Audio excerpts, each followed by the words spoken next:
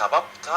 ay Soomaaliya uga qayb gali weysay ciyaaraha ka dhacay Kigali waxaan dhihi karaa soo ku soo gaaban ciyaaraha waxa baajiyay waa guddiga Olombikada Soomaaliyeed xilka qaadistan ay ku sameeyeen guddiga Olombikada Soomaaliyeed xogayaha guud ee kubadda koleyga Engineer Bana Cali ayaa ku soo beegmaysa xilli uu ka qayb galay barnaamijka faaqidaada ciyaaraha ee telefishinka Universal halkaas uu kaga hadlay qaldaad uu sheegay inay geysteen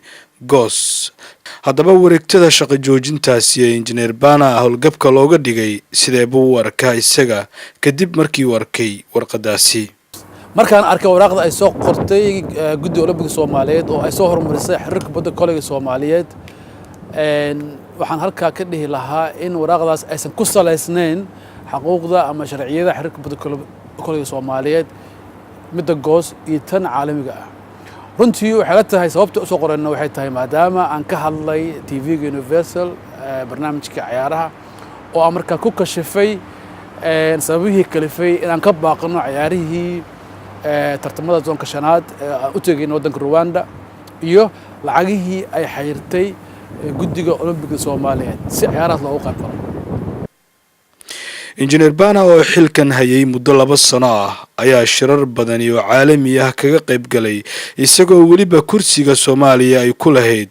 ururka FIBA Africa oo dib ugu soo hantay shirkii uu kaga qayb galay dalka Mali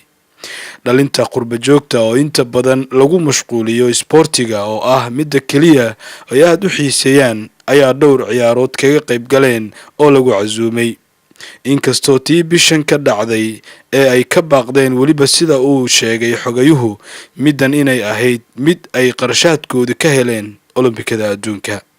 dhowr marna ciyaaraha oo kale waan kaga qayb galnay oo ilmihii aan kaga soo kaxeynay dibadda runtii waxay ahayd ciyaar aan markaa runtii aad ugu rajo weynayn in dhalinyarada Soomaaliyeed ka matala caalamka Soomaaliya oo ay kaga qayb galaan waddankaasi laakiin nasiib wanaag waxa dhacday in guddiga Olombikada Soomaaliyeed lacagtii ay xayireen waana wax aad iyo aad u foolxun loona baahan yahay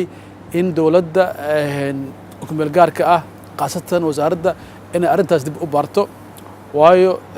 ma doonayno in halka kale in marka macnaha ay dhacdo ma ku qanacsan tahay marka ay shaqo joojinta ay kugu sameeyeen goos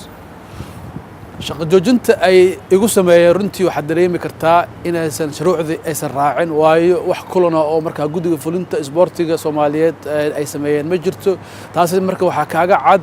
in goos ay ku amartay xiriirka kubadda koleyga Soomaaliyeed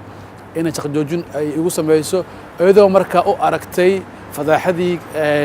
aan ka baahiyay Universal ee aad iyo aad ugu xumaayeen taana kulliye wax la qaadan kara ma aha haddaba sanadii 2006 oo ahayd markii ugu horeysay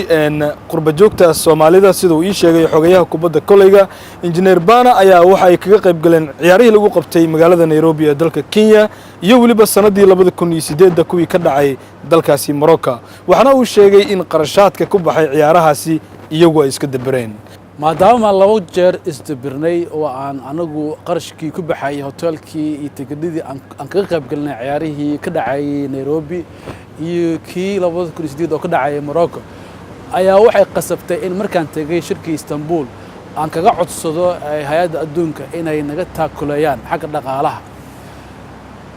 waxay noo soo ogolaadeen ilaa $40,000 oo qarashka loogu talagalay dhalinyarada ka imaanaysay dibadda in ay tigidhadooda iyo hoteeladooda aan ku qarash garin laakiin nasiib darro waxaa dhacday in guddiga Olombikada Soomaaliyeed ay lacagta $40,000 loogu talagalay xiriirka kubadda koleyga Soomaaliyeed ay ka xayirtay taasoo ay kaliftay in ciyaarihii aan kaga qayb galaynay tartankii zoonka shanaad oo ka dhacay Kigali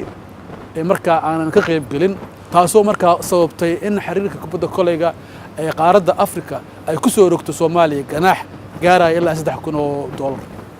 ciyaarahan kubadda koleyga ay ka qayb qaadanayeen qurba joogta Soomaalida ciyaartoydooda ayaa waxay ku aadanayeen 7 bishan aynu ku jirno February ilaa 12keeda laakiin nasiib darro ma aysan ka qayb qaadanin qurba joogta Soomaalida ciyaartoydooda iyadoo la ii sheegay in dhalinyarada ciyaartoydaasi kamid ah qaarkood ay fasaxyo ka soo qaateen iskuuladii iyo kollejyadii ay ka dhiganayeen dalkan Ingiriiska